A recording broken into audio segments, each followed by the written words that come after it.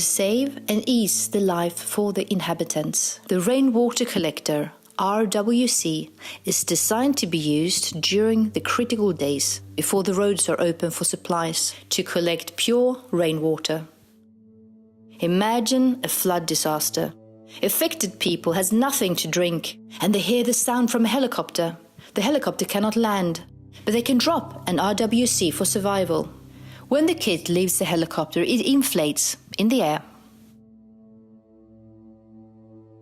Stable, floating on the water, the RWC is ready to serve, to save and ease people's lives.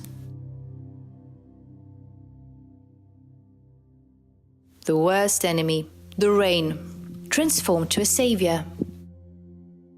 The rainwater is separated from dirt and fills into water cans and sacks, ready to drink, to clean, to cook.